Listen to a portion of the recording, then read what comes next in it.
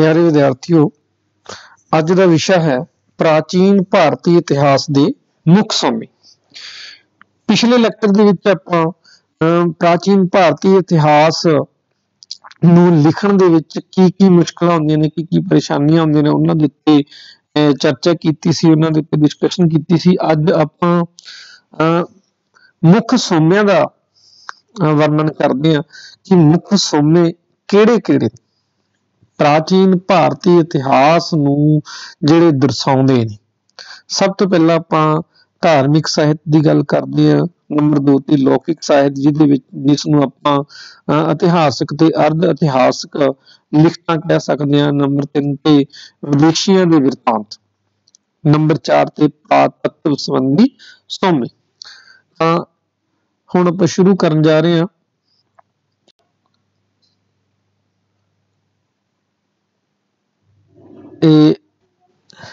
ये देखो, इस पिक्चर तुहानूं जिहड़ियां नेगियां प्राचीन इतिहास के जिहड़े पुरातत्व संबंधी सोमे जिहड़े मिलदे ने, इहदे विच मूर्तियां, शिलालेख, स्तंभ जिहड़े आ जांदे ने।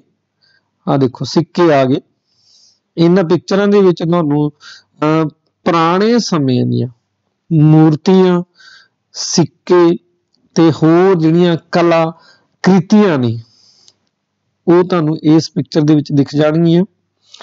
आ देखो जिहदे विच सिक्कियां दे उत्ते देवी देवतियां दीयां पिक्चरां जिहड़ियां बनाईयां होईयां ने। चलो धार्मिक साहित्य की जे आपां गल करदे हां, सब तो पहला हिंदू साहित्य। हिंदू साहित्य दे विच की आ जांदा, वेद आ गए। सब तो पहला वेद हुण 4 प्रकार दे ने जां 4 तरह के वेद ने, 4 किस्मां दे। सब तो पहला ऋग्वेद, सामवेद, यजुर्वेद, अथर्ववेद। ये सारियां दी विशेषतावां अलग अलग ने, अलग अलग। सब तो पहला आपां ऋग्वेद की आपां गल करिए। हिंदुआं दे धार्मिक ग्रंथां विचों सब तो पुराना ग्रंथ ऋग्वेद है।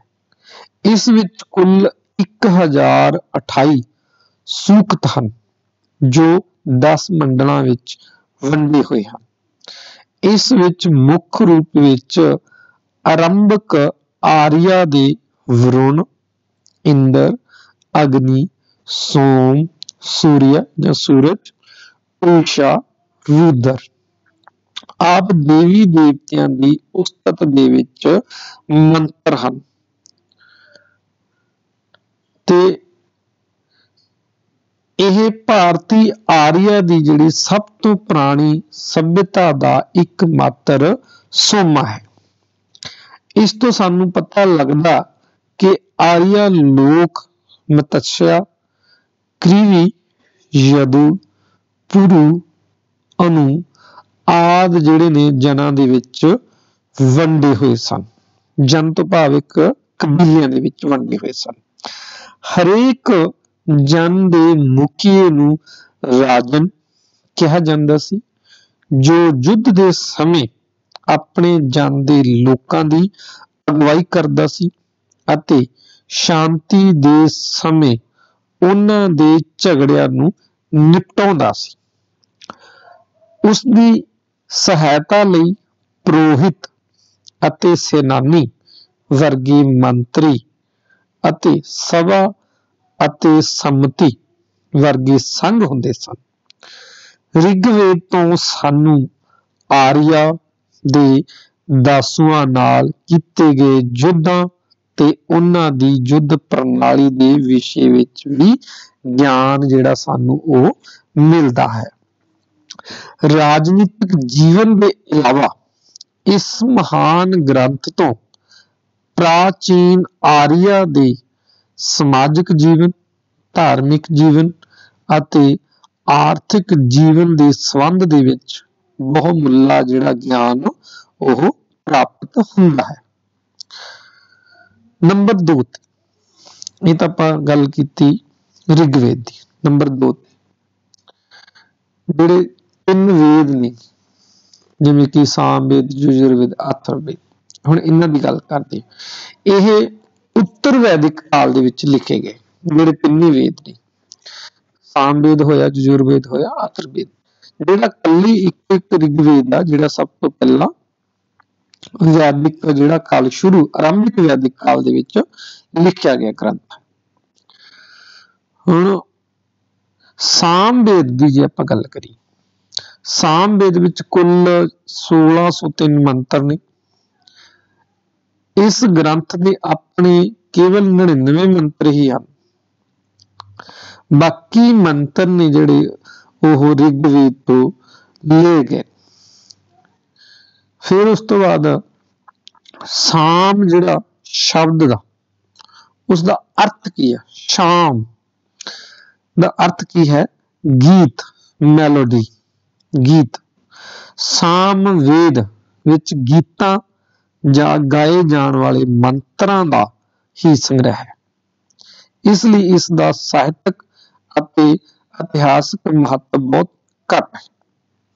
ਭਾਵੇਂ ਸੋਮ ਰਸਮਾਂ ਸੰਬੰਧੀ ਇਸ ਦੀ ਮਹੱਤਤਾ ਨੂੰ ਨਜ਼ਰਅੰਦਾਜ਼ ਨਹੀਂ ਕੀਤਾ ਜਾ ਸਕਦਾ, ਭਾਵ ਕਿ ਇਸ ਦੇ ਵਿੱਚ ਜਿਹੜੀਆਂ ਰਸਮਾਂ ਨੇ ਉਹਨਾਂ ਨੂੰ ਅਸੀਂ ਨਜ਼ਰਅੰਦਾਜ਼ ਨਹੀਂ ਕਰ ਸਕਦੇ।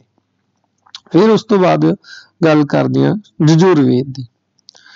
ਯਜੁਰਵੇਦ ਵਿੱਚ ਯੱਗਾਂ ਵਿੱਚ ਪੜ੍ਹੇ ਜਾਣ ਵਾਲੇ ਮੰਤਰਾਂ ਦਾ ਸੰਗ੍ਰਹਿ ਹੈ ਯਜੁਰਵੇਦ ਵਿੱਚ।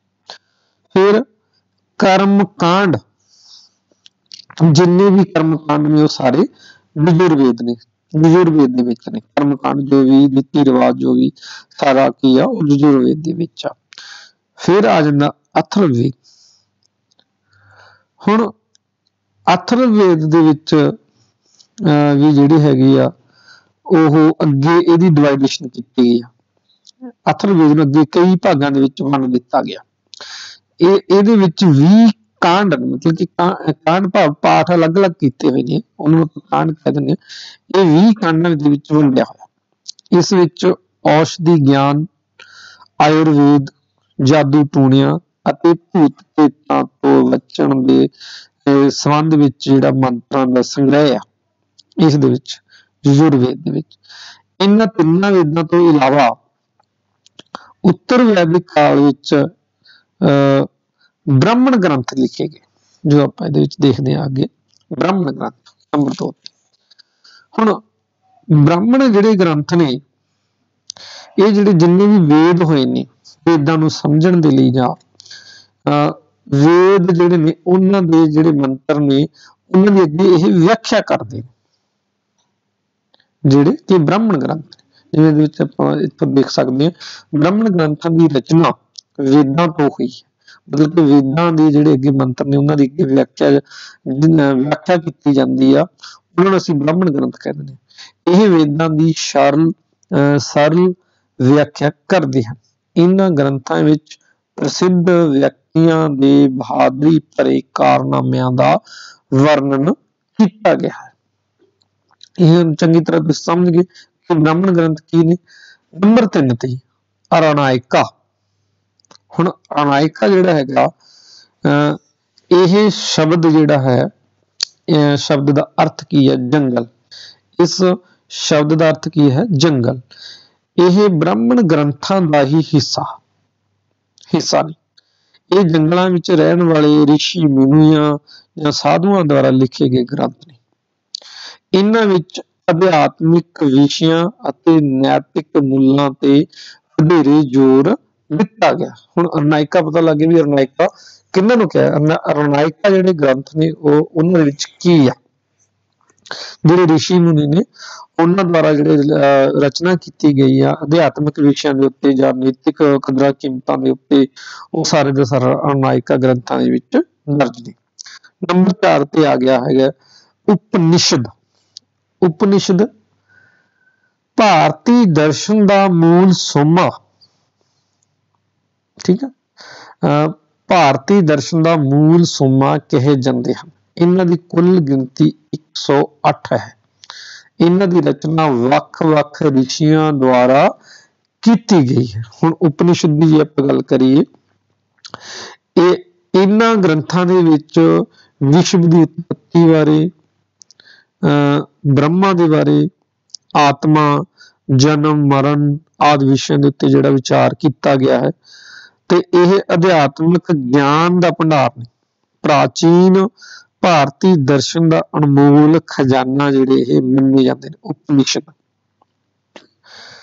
इन्हां दा बहुत जिहड़ा इतिहास दे विच की आ स्थान, महत्वपूर्ण स्थान उपनिषदां दा। फिर आ गए अगे वेदांग। वेदांग हुण वेदांग वेदां दे अंग हन। वेदांग भी वेदां दे अंग ने। इन्हां दी गिनती 6 है। ये अलग अलग विषयों के नाल संबंधित ने। इन्हां दे नाम सिक्ख्या, छंद, कल्प, व्याकरण, निरूपत, ज्योतिष हैं जिहड़े वेदांग। उस तो बाद आ जांदे ने सूत्र। इन्हां नूं 3 भागां दे विच वंडिया होया या 3 हिस्सिਆਂ ਦੇ ਵਿੱਚ ਵੰਡਿਆ ਹੋਇਆ।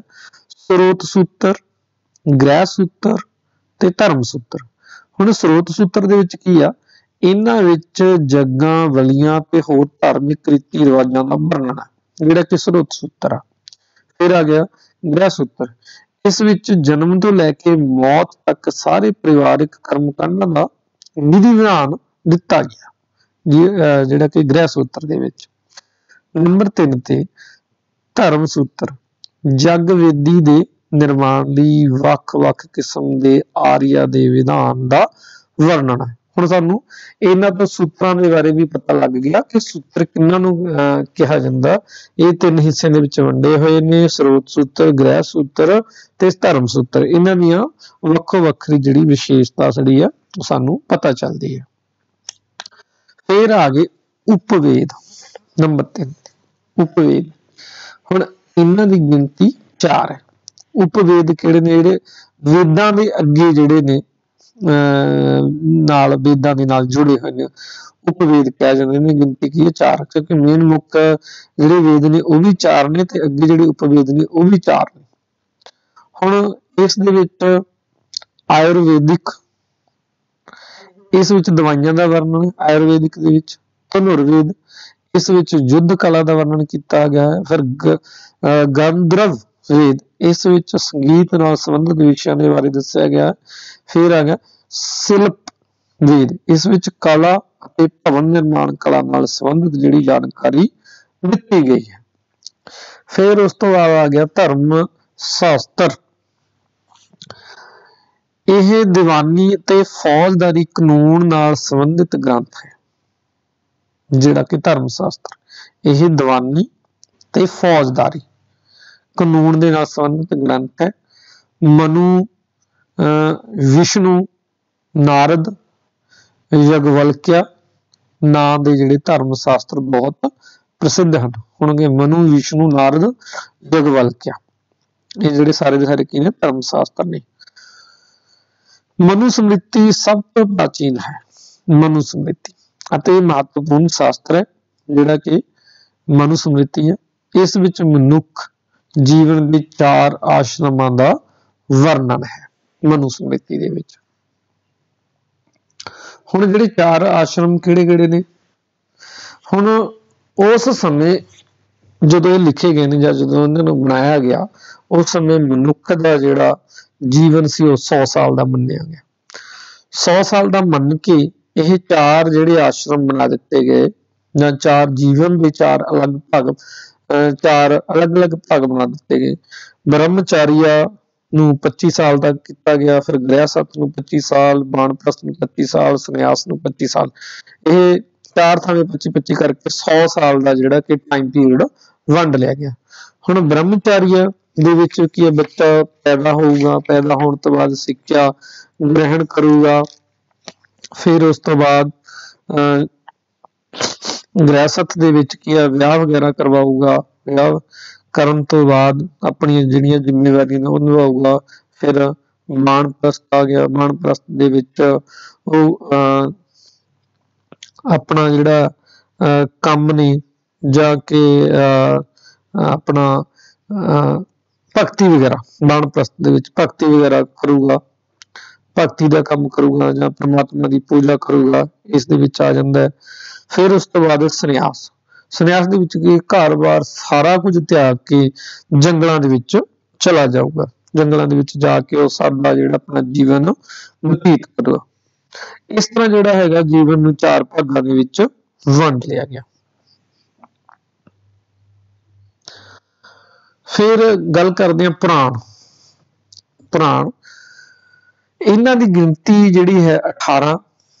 इन्हां दी जदों रचना कीती गई आ ओह 500 ईस्वी पूर्व तो लैके 500 ईस्वी तक, मतलब कि 1000 का समा, 1000 साल का समा लग्या इन्हां दी गिनती, मतलब कि पुराणां नूं लिखण दे विच। हरेक पुराण 5 भागां दे विच वंडिया होया, मतलब कि जिन्ने भी 18 पुराण ने वो अगे जिहड़े ने 5-5 भागां दे विच वंडे होए ने। हुण पुराणां दे विचों वायु पुराण, विष्णु पुराण, मत्स्य पुराण अते भगवत पुराण ये जिहड़े बड़े प्रसिद्ध पुराण ने, ये मेन जिहड़े प्रसिद्ध पुराण ने आपां उन्हां दा जिक्र कीता गा। बाकी जिवें कि कुल गिनती इन्हां दी 18 ने। हुण पुराणां तो सानूं वख-वख वंशां, वख-वख जिहड़े वंश कहने राजिਆਂ ਦੇ ਅੱਗੇ वंश, राजे होए ने, राजिਆਂ ਦੇ ਅੱਗੇ वंश ਚੱਲੇ ने, उन्हां दे बारे सानूं जानकारी मिलदी है, जिवें कि शिशुनाग, नंद, मौर्य, सतवाहन, सुंग, गुप्त, ये जिहड़े राजवंश ने इन्हां नूं तरतीब मतलब कि तरतीब अनुसार इन्हां नूं लिखिआ होइआ मिलदा सानूं पुराणां तो, भी तरतीबवार किहड़ा राजा किस तो बाद किहड़ा राजा है, जिवें कि चंद्रगुप्त मौर्य होया, उस तो बाद अशोक होया, ठीक है, इवें सानूं पता लगदा है भी किहड़े महान राजे किस किस समय पैदा होए, किस किस समय उन्हां ने जिहड़ा हैगा राज कीता गा। फिर आगे अगे है छट दर्शन। हुण वख-वख ऋषियां ने भारती दर्शन जिन्हों आपां फिलोसफी कहने आ, ठीक है, उस दे नाल संबंधित जिहड़ी फिलोसफी दे नाल संबंधित 6 शास्त्र लिखे गए। 6 शास्त्र इन्हां विच ऋषियां ने आत्मा, परमात्मा, जीवन, मौत नाल संबंधित जिहड़े वख-वख विषयां ते चानणा पाया। नंबर 1 ते कपिल दा सांख शास्त्र, पतंजलि दा योग शास्त्र, गौतम दा न्याय शास्त्र, कणाद दा वैशेषिक शास्त्र, जैमिनी दा पूर्व मीमांसा ते नंबर 6 ते व्यास दा उत्तर मीमांसा। ये सारे जिहड़े फिलोसफी जां दर्शन दे नाल संबंधित ने। फिर अगे आ गए महाकाव्य। महाकाव्य किहड़े ने, जिवें कि रामायण ते महाभारत, इन्हां नूं असीं महाकाव्य मंनदे आ। उत्तर वैदिक युग दे 2 प्रसिद्ध महाकाव्य ने। हुण जे आपां गल करिए रामायण दी रचना महर्षि वाल्मीकि ने कीती है। इस दे विच कुल 24,000 श्लोक ने। हुण रामायण दे विच की आ कि राम, लक्ष्मण, हनुमान, सीता इन्हां दी सारी अगे इन्हां दी कहानी किवें आ वो सारी दी सारी सानूं रामायण तो पता लगदा गा। फिर गल करदे आपां महाभारत। महाभारत जिहड़ा गा कौरवां पांडवां दा युद्ध होया जां उन्हां दे जीवन बारे सारा कुछ सानूं महाभारत तो पता लगदा गा। हुण ये जिहड़ा भारत दा सब तो वड्डा महाकाव्य आ महाभारत, इस दी रचना जिहड़ी आ महर्षि वेद व्यास ने कीती आ। इस विच 1 ਲੱਖ तो वध श्लोक हैं। श्लोक तो भाव की है जिनमें रचना हुई है, जिवें कि श्लोकां दी रचना हुई है। इहदे विच जिवें कि रामायण दे विच 24,000 श्लोक ने, क्योंकि बहुत छोटा गा। ते महाभारत जिहड़ा सब तो वड्डा महाकाव्य आ, इस दे विच 1 ਲੱਖ तो भी वध श्लोक सानूं मिलदे ने। इन्हां दोनों महाकाव्यां तो मतलब कि जिहड़े दोनों महाकाव्य ने उस समय दे लोकां दे जीवन दे बारे पता लगदा है, जिहदे विच धार्मिक जीवन की है, समाजिक की है, राजनीतिक की है, आर्थिक जीवन की है, उस विषयां दे उत्ते सानूं जिहड़ा ज्ञान प्राप्त हुंदा है। ये पिक्चरां ने, पिक्चर दे विच तुसीं देख सकदे हो कृष्ण महाराज जी अगे कौरवां पांडवां दा जदों युद्ध हुंदा उस समय दी पिक्चरां। इधर साइड ते है हनुमान ते श्री राम जी वो दिखाए हुए ने इस विच। दूजे पासे युद्ध दी पिक्चर है महाभारत दे समय। इस पिक्चर दे विच भी तुसीं देख सकते हो, क्योंकि यह महाकाव्य दा आपां गल कीती है, महाकाव्य महाभारत ते रामायण दे नाल संबंधित पिक्चरां ने। हुण अगे आ गया बुद्ध धर्म दे नाल संबंधित गौतम बुद्ध दे बारे गल करदे। हुण गौतम बुद्ध की गल करांगे तां बुद्ध दीयां पिक्चरां आ गईयां ने। बोधि साहित्य आ गया। बोधि साहित्य दे विच की है, सब तो पहले आपां बुद्ध धर्म की गल करदे हां भी उन्हां दे जिहड़ा धार्मिक साहित्य लिखा गया उस साहित्य नूं की कहा जांदा सी? त्रैपिटक। त्रैपिटक तो भाव की है? पिटक दा अर्थ की है? टोकरी। ते ये पाली भाषा दे विच लिखिया गया ग्रंथ है। पिटक तो भाव टोकरी, त्रै तो भाव तिन, मतलब कि तिन इहदे अगे भाग ने, तिन भाग अलग अलग जिहड़े विषयां नाल संबंधित रखदे ने। त्रैपिटक दे विच सब तो पहला सुत पिटक, फिर है विनय पिटक, फिर है अभिधम्म पिटक। सुत पिटक दे विच की है कि महात्मा बुद्ध दे उपदेशां दा वर्णन है। फिर है विनय पिटक, इस विच जिहड़े भिक्षु ने, बुद्ध भिक्षु ते भिक्षुणियां ने, भिक्षुणियां दे आचरण नाल संबंधित नियम दिते गए। फिर है अभिधम्म पिटक, इस विच बुद्ध दर्शन दे नाल संबंधित जिहड़ी आ जानकारी दिती गई है। अभिधम्म पिटक दे विच की है बुद्ध धर्म दे नाल जां बुद्ध फिलॉसफी की आ, ठीक है, फिलॉसफी की है वो सानू अभिधम्म पिटक दे विच उस दे बारे जानकारी जिहड़ी आ मिलदी है। फिर है जातक। जातक की ने? ये बुद्ध दे नाल रिलेटेड कहानियां ने, वो काल्पनिक भी हो सकदियां ने, सही भी हो सकदियां ने, ठीक है। ते जातक स्टोरीज जां जातक कहानियां, इन्हां दी कुल गिनती कितनी आ? 549। यह पाली भाषा दे विच लिखियां हुई सानू कहानियां मिलदियां ने। ये कहानी किहदे नाल संबंधित है? महात्मा बुद्ध के जीवन नाल संबंधित कहानियां ने, जां महात्मा बुद्ध के जीवन नाल संबंधित सानू जानकारी प्रदान करदियां ने। यह 3वीं सदी ईस्वी पूर्व तो 2वीं सदी तक भारतीय समाज, 3वीं सदी ईस्वी पूर्व तो 2वीं सदी तक भारतीय समाज की धार्मिक, समाजिक, राजनीतिक अते आर्थिक हालातां दे बारे जिहड़ी सानू जानकारी प्रदान करदी है, करदी ने कहानियां। फिर है मिलिंद पन्हो। मिलिंद पन्हो मतलब कि इस ग्रंथ विच यूनानी शासक मनिंदर ते बुद्धि भिक्षु नागसेन दे विचकार जिहड़ी गलबात हुई, धार्मिक तौर ते गलबात हुई, उस ग्रंथ की रचना की गई। उस ग्रंथ की रचना करने तो बाद उसका नाम रखा गया मिलिंद पन्हो। इस ग्रंथ तो सानू मनिंदर के संबंध विच महत्वपूर्ण जानकारी मिलती है, जिहड़ा कि यूनानी राजा सी, यूनान दा राजा सी। यह ग्रंथ 100 ईस्वी पूर्व दे विच लिखिया गया। यह भी सानू जिहड़ा बुद्ध धर्म नाल संबंधित एक साहित्य मिलता है। ये जिहड़ी तस्वीर जां पिक्चर है, इस विच मिलिंद ते अपनी नागसेन दे विचकार जो वार्तालाप हुई, जो गलबात हुई यूनानी राज दे विचकार, वो सारी इस पिक्चर दे विच सानू देखने नूं मिलदी है। पुरानी तस्वीर है उस समय दी। फिर गल करते हैं कथावधु। ये भी जिहड़ी हैगी बुद्ध धर्म के नाल रिलेटेड जिहड़ा साहित्य है। यह ग्रंथ 251 ईस्वी पूर्व दे विच पाटलिपुत्र विखे आयोजित की गई बुद्धियां की 3वीं महासभा, मतलब कि 3 महासभा करवाइयां गईयां सी बुद्ध धर्म दीयां, पहली, दूजी, तीजी, ये तीसरी की गल हो रही है। बुद्धियां की 3वीं महासभा विच मोगली पुत्र तिस जो कि सभापति सी द्वारा लिखिया गया सी जिहड़ा कथावधु है।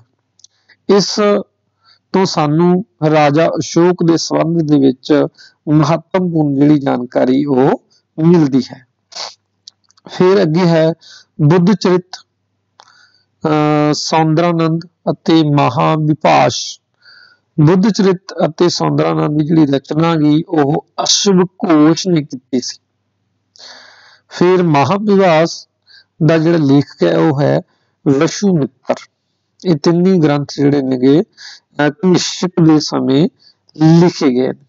ਇਹਨਾਂ ਗ੍ਰੰਥਾਂ ਤੋਂ ਕੁਸ਼ਾਣ ਵੰਸ਼ ਦੇ ਸੰਬੰਧ ਦੇ ਵਿੱਚ ਸਾਨੂੰ ਜਾਣਕਾਰੀ ਜਿਹੜੀ ਆ ਮਿਲਦੀ ਹੈ। ਫਿਰ ਹੈ ਲਲਿਤ ਵਿਸਥਾਰ। ਇਹ ਬੁੱਧ ਧਰਮ ਦੇ ਮਹਾਯਾਨ ਸੰਪਰਦਾ ਦੇ ਨਾਲ ਸੰਬੰਧਿਤ ਇੱਕ ਪ੍ਰਸਿੱਧ ਗ੍ਰੰਥ ਹੈ। ਹੁਣ ਹੀਨਯਾਨ ਤੇ ਮਹਾਯਾਨ ਦੋ ਸੰਪਰਦਾਵਾਂ ਦੇ ਵਿੱਚ ਜਿਹੜਾ ਬੁੱਧ ਧਰਮ ਦੇ ਜਿਹੜੇ ਅਨੁਆਈ ਸੀ ਉਹ ਵੰਡੇ ਗਏ ਸੀ। ਇਹ ਹੈ ਮਹਾਯਾਨ ਸੰਪਰਦਾ ਦੇ ਨਾਲ ਸੰਬੰਧਿਤ ਗ੍ਰੰਥ। ਇਸ ਦੀ ਰਚਨਾ ਨੇਪਾਲ ਵਿੱਚ ਕੀਤੀ ਗਈ ਸੀ। ਇਸ ਵਿੱਚ ਮਹਾਤਮਾ ਬੁੱਧ ਦੇ ਜੀਵਨ ਦਾ ਵਰਣਨ ਰੋਚਕ ਸ਼ੈਲੀ ਵਿੱਚ ਕੀਤਾ ਗਿਆ ਹੈ। ਉਸ ਤੋਂ ਬਾਅਦ ਹੈ ਦੀਪਵੰਸ਼ ਅਤੇ ਮਹਾਵੰਸ਼।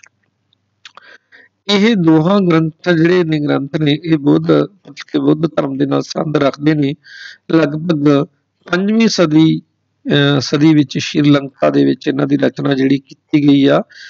ਇਹਨਾਂ ਬੋਧੀ ਗ੍ਰੰਥਾਂ ਵਿੱਚ ਸਾਨੂੰ ਮੌਰੀਆ ਸਾਮਰਾਜ ਜਿਹੜਾ ਹੋਇਆ, ਮੌਰੀਆ ਯੁੱਗ ਦੇ ਇਤਿਹਾਸ ਅਤੇ ਭਾਰਤ ਦੇ ਸ਼੍ਰੀਲੰਕਾ ਨਾਲ ਸੰਬੰਧਾਂ ਦੇ ਬਾਰੇ ਜਾਣਕਾਰੀ ਮਿਲਦੀ ਹੈ। ਹੁਣ ਇਹ ਸਨ ਜਿਹੜੇ ਕਿ ਬੁੱਧ ਧਰਮ ਦੇ ਨਾਲ ਸੰਬੰਧਿਤ ਗ੍ਰੰਥ ਨੇ।